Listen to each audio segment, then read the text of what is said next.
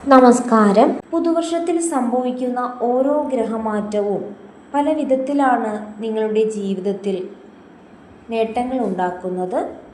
സ്നേഹവും സന്തോഷവും പ്രദാനം ചെയ്യുന്ന ശുക്രൻ, അതുപോലെ തന്നെ ധൈര്യത്തിൻ്റെ ഗ്രഹമായ ചൊവ്വയും ചേരുമ്പോൾ നവപഞ്ചമ രാജയോഗമാണ് സൃഷ്ടിക്കപ്പെടുക. ഈ യോഗം സാമ്പത്തിക നേട്ടങ്ങൾ, സന്തോഷം, ദാമ്പത്യ ജീവിതത്തിൽ നേട്ടങ്ങൾ, പ്രണയം, സമൃദ്ധി എന്നിവയെല്ലാം തന്നെ നിങ്ങളുടെ ജീവിതത്തിൽ കൊണ്ടുവരും. ജനുവരി 13 ശുക്രൻ ശനിയുടെ രാശിയായ മകരത്തിൽ പ്രവേശിക്കുന്നത്. ജനുവരി 16 ചൊവ്വ മകരം രാശിയിൽ പ്രവേശിക്കും. ഇതിൻ്റെ ഫലമായാണ് നവപഞ്ചമ രാജയോഗം രൂപം കൊള്ളുന്നത്. ഇത് ചില രാശിക്കാർക്ക് വലിയ ഗുണാനുഭവങ്ങൾ പ്രദാനം ചെയ്യും. ഏതെല്ലാം രാശിക്കാർക്കാണ് നവപഞ്ചമ രാജയോഗം ഗുണാനുഭവങ്ങൾ പ്രദാനം ചെയ്യുന്നതെന്നറിയാം. മേടം രാശി. മേടം രാശിക്കാർക്ക് 10ാം ഭാവത്തിലാണ് നവപഞ്ചമ രാജയോഗം രൂപം കൊള്ളുന്നത്. ഇത് നിങ്ങളുടെ ജീവിതത്തിൽ ധനം, ബഹുമാനം, പ്രശസ്തി, വിജയം എന്നിവ കൊണ്ടുവരുന്നതിന് കാരണമാകും. മാത്രമല്ല, നിങ്ങളുടെ ദാമ്പത്യ ജീവിതത്തിൽ സന്തോഷവും സമാധാനവും ഐശ്വര്യവും കൊണ്ടുവരും. ഏത് ജോലിയും ചെയ്യുന്നതിനുള്ള ധൈര്യവും ആത്മവിശ്വാസവും നിങ്ങളിൽ വർദ്ധിക്കും. ഇടവം രാശി. ഇടവം രാശിക്കാർക്ക് അവരുടെ 9ാം ഭാവത്തിലാണ് നവപഞ്ചമ രാജയോഗം രൂപം കൊള്ളുന്നത്.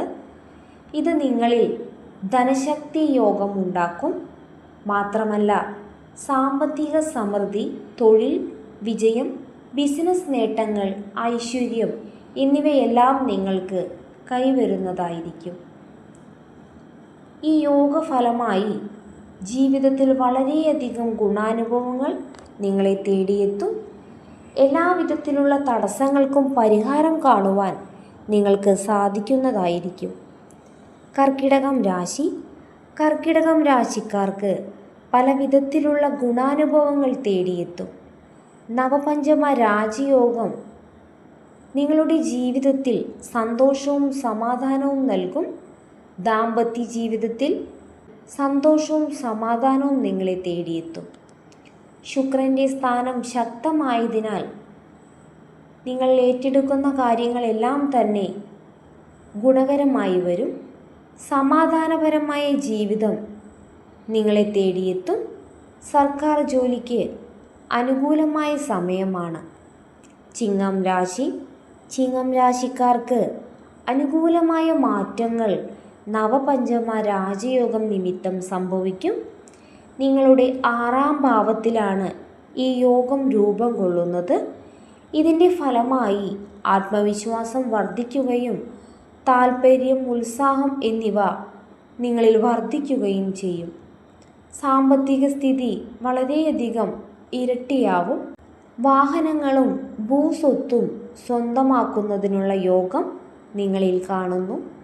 സാമ്പത്തിക കാര്യങ്ങളിൽ കൂടുതൽ മാറ്റങ്ങൾ സംഭവിക്കും. തുലാം രാശി. തുലാം രാശിക്കാർക്ക് ഇവരുടെ 4ാം ഭാവത്തിലാണ് ശുക്രൻ്റെ സഞ്ചാരം. ഇത് നിങ്ങൾക്ക് ശുഭകരമായി മാറും. മാത്രമല്ല, ജോലിയിൽ പുരോഗതിയും സാമ്പത്തിക നേട്ടങ്ങളും തേടിയെത്തും. തൊഴിലവസരങ്ങൾ ധാരാളം നിങ്ങളെ തേടിയെത്തും. എല്ലാവിധത്തിലുമുള്ള മാറ്റങ്ങളും തേടിയെത്തുന്ന സമയമായിരിക്കും. ബിസിനസ് ആരംഭിക്കുന്നതിന് ഏറ്റവും അനുകൂലമായ സമയമാണ്. മാത്രമല്ല, കർഷകർ, തൊഴിലാളികൾ എന്നിവർക്കെല്ലാം ഈ സമയത്ത് ധനനേട്ടം തേടിയെത്തും.